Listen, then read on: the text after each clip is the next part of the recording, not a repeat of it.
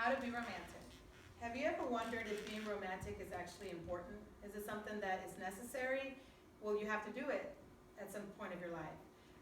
And if you do it, will you make a fool of yourself, or will you actually know what you're doing? So being romantic is actually something that is important.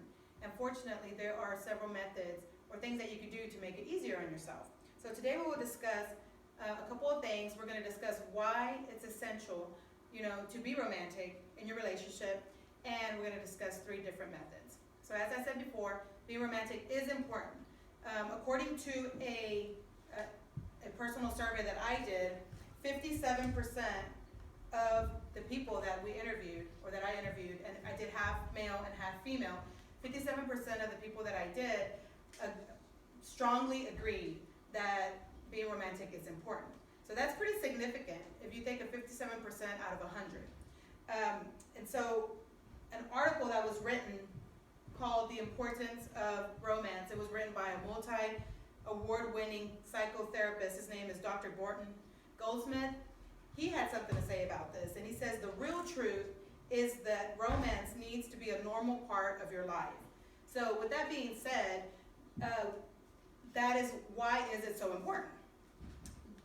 One of the reasons why it's really important is because it brings you closer to your significant other.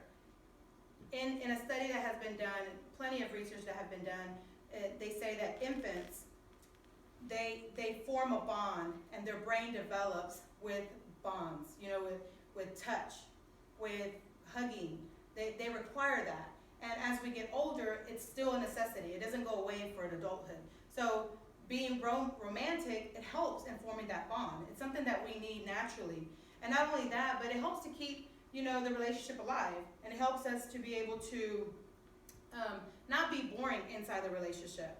So I have another slide, and it was interesting in my research that I did to find out that from the people that I interviewed, over half of the men, more than men than women, believe that being romantic cannot be learned.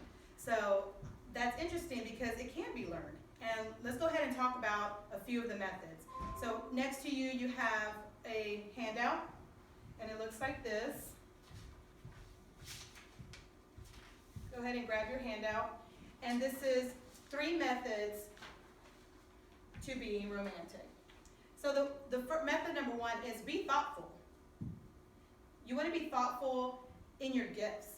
When you give gifts to your spouse or to your significant other, put some thought into that.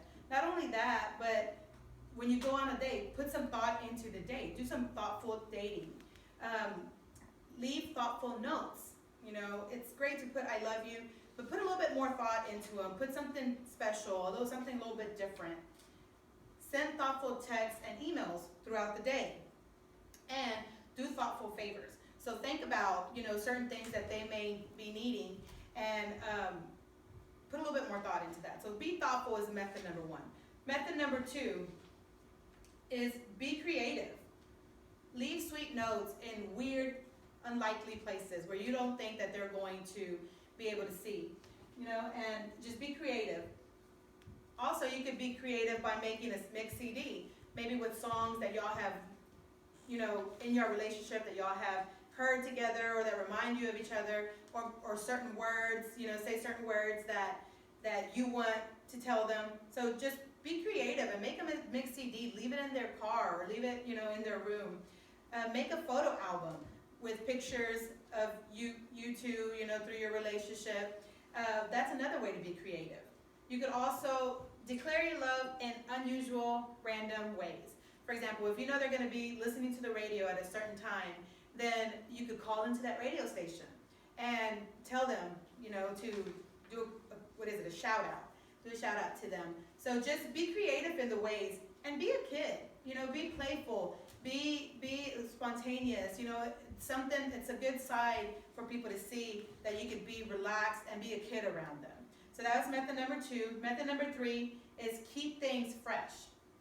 So just by fresh, I mean, give healthy physical attention. And I say healthy physical attention because it doesn't always have to be, sexual. You could hold hands, holding hands and hugging, tickling, that's physical.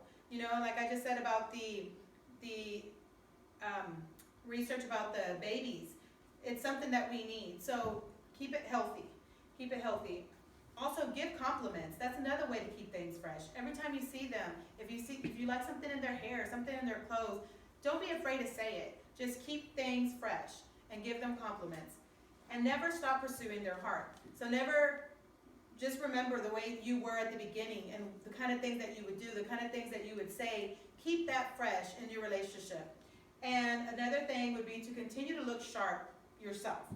Always try to make yourself, look nice, just the way you thought at the very beginning of the relationship. You still want to look nice. Don't dress down. Still comb your hair. Still look nice for them. Try to keep things fresh. So those are 3 methods that I would think that every single one of y'all would be able to do. And that is just, if you put them all together, that's a way to be romantic. So to conclude with my speech, I do want to thank each one of you for taking the time to be here with me. I hope that these 3 methods will be able to help you to be more romantic in the future. And don't forget that being romantic is very important. It's very essential. So don't put that behind you, and most importantly, just try to put these methods into play. Thank you. Y'all could stand up and look at the camera.